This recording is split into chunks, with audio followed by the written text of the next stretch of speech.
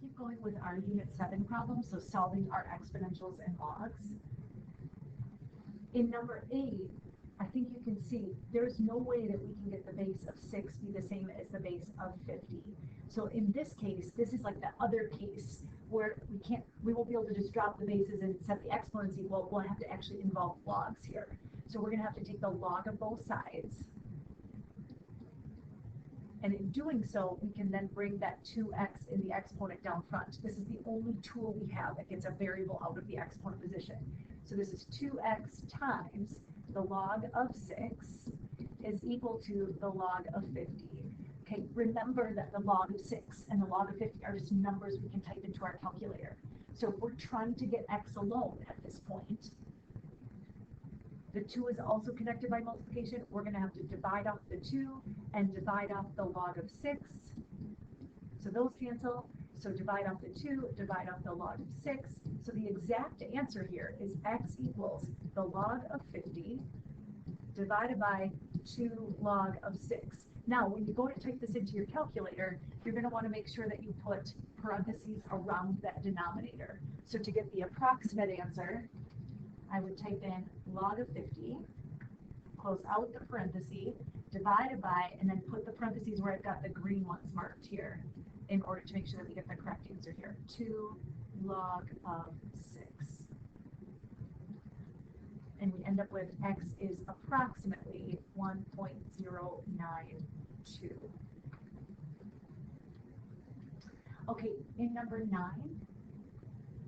again, we're trying to condense to a single log so we can assess the situation. It looks like there's going to be a log on both sides, but we've got to get it condensed before we can do anything.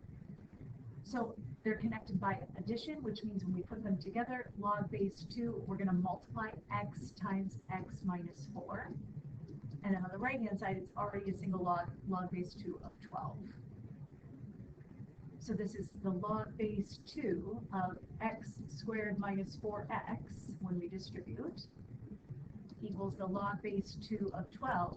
This is that similar case that we saw in the previous page where there's a log on both sides. The log base 2 of this equals log base 2 of this. We can basically end up dropping the logs. That can only be true if x squared minus 4x is equal to 12. And in this case, I hope you're seeing we're going to have to get this equal to 0 so we can factor in zero product property. So x squared minus 4x minus 12 equals 0.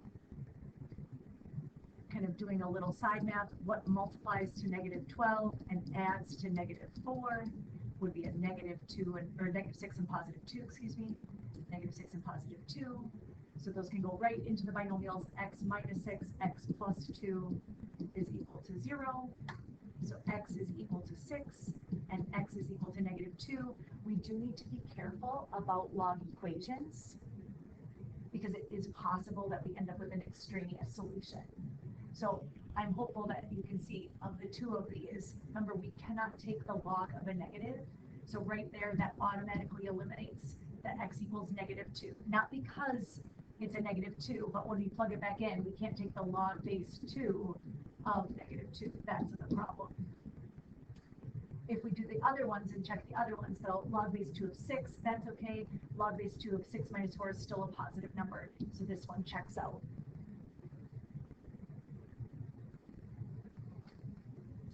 In number 10, this is also a log equation, but different than number 9 because we only have a log on one side. It's already condensed to a single log, so the way that we get rid of the log then is to swoop it out of log form. Be careful because it kind of looks like we're swooping backwards. We always swoop from the base and around the answer. So this would be 9 to the first power equals 5x plus 24. So 9 is equal to 5x plus 24. The 5x is already on the right side, so let's subtract over the 24. So we end up with a negative 15 is equal to 5x, or x is equal to negative 3.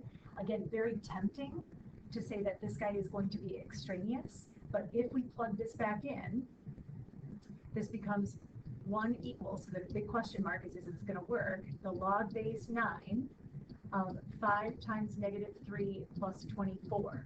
So it's not that everything when it's x equals a negative number is extraneous, because 5 times negative 3 is negative 15, plus 24 is actually a positive 9. So this actually works out okay.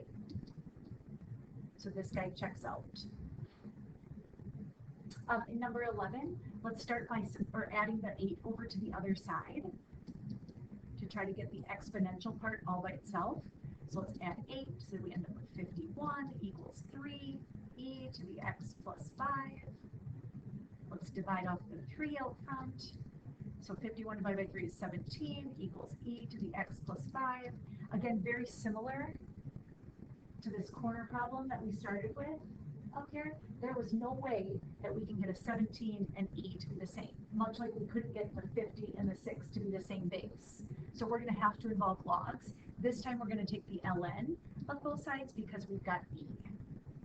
So that's what allows us to bring that exponent down front. So we have the ln of 17 is equal to x plus 5 times the ln of e. Remember that the ln of the e is a friend of ours. It is equal to 1, so it simplifies things down very nicely. So we end up with the ln of 17 equals x plus 5.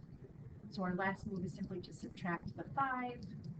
And so we end up with an exact answer of x is equal to the ln of 17, close out the parentheses, minus 5. These cannot be combined.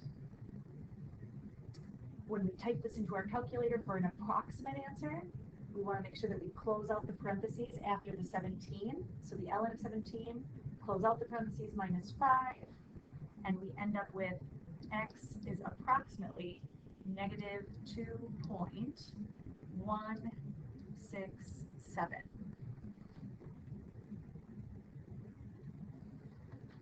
Okay, let's move on to the bottom problems here in 12, 13, and 14.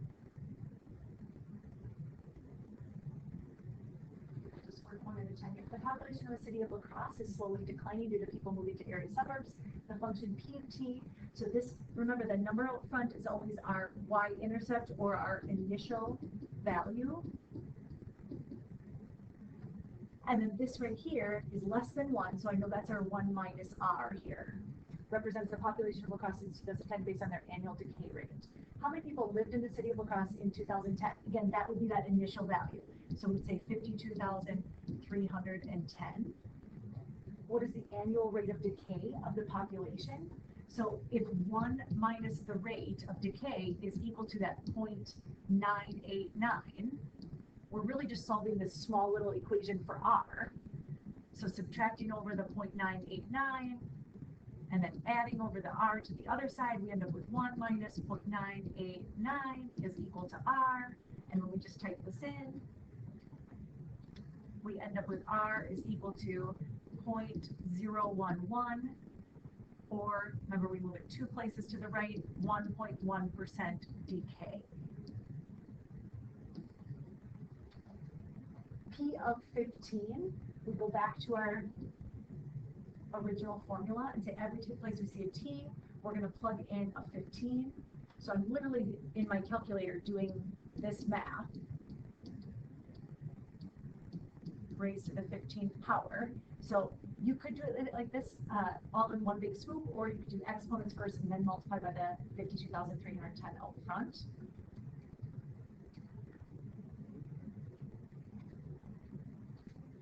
So we should end up with P of 15 is 44,312.79.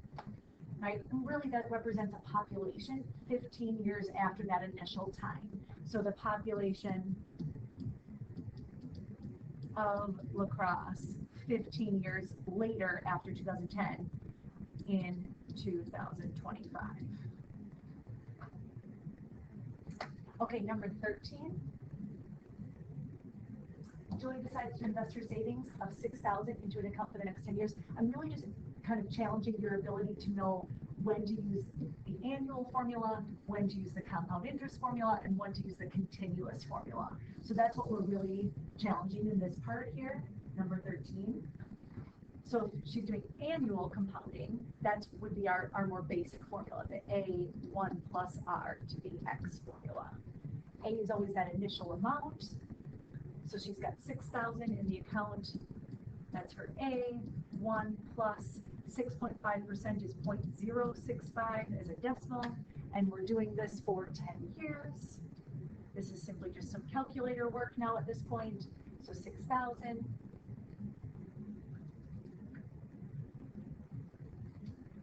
End up with 11,262.82. If she's only getting her interest compounded annually, if it's quarterly, this makes us use our compound interest formula, 1 plus r over n, raised to the nt. So again, that initial investment is 6,000, 1 plus 0.065 divided by n is quarterly, so n is 4. And then we see that 4 again up here times the time of 10. So typing this into our calculator, being sure to use order of operations.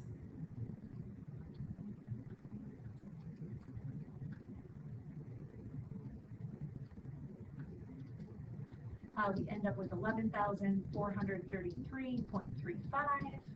So it should make sense that we should have a little bit more because our money is compounded more often, but they are, in the same ball field here.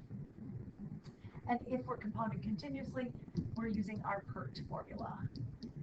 So P is still that initial investment of 6,000. E is our continuous growth factor that we established. R is still growing by 0.65, and time is still 10 years, making sure that you have parentheses around your exponent. 6,000 e to the, and it should make sense, or should work out, that this would be the most, because if you're compounding more frequently, you'd end up with the most money. So this should make sense here. In number 14, suppose you invest 6,000 in a college savings account for your child, and the account is growing by a rate of 6.75% compounded monthly. How many years will it take your account to reach your goal of 30,000? So this is your initial value, the 6,000. This is your ending value, so that's the A here. And the fact that we read monthly, and it's underlined so that we don't miss it, we've got to use our compound interest formula. So let's start with that. 1 plus r over n raised to the nt.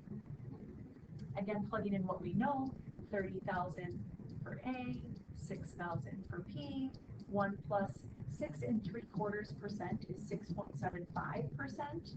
And then moving your decimal 2 places, this is why we're going to plug in 0.0675 for R over n of 12 is monthly, so there's 12 months in a year, raised to the 12t. Again, the question is how many years? So the question mark is the t, that's why we're solving for that variable up in the exponent.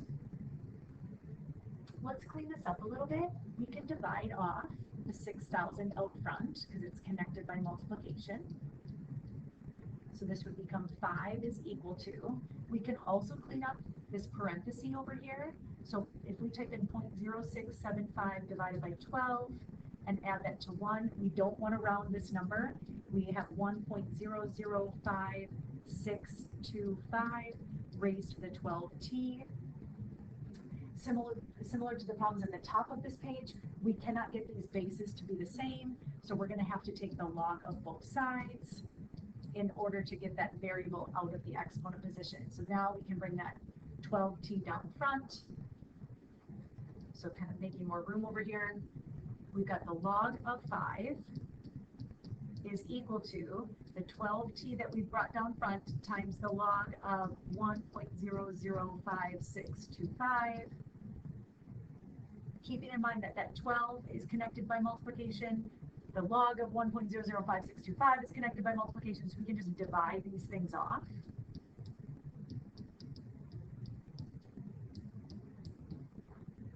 And then that would be the situation over here as well. Divide off the 12 log of 1.005625, making sure that you put parentheses around that denominator when you type this in. So the log of 5, close out the parenthesis.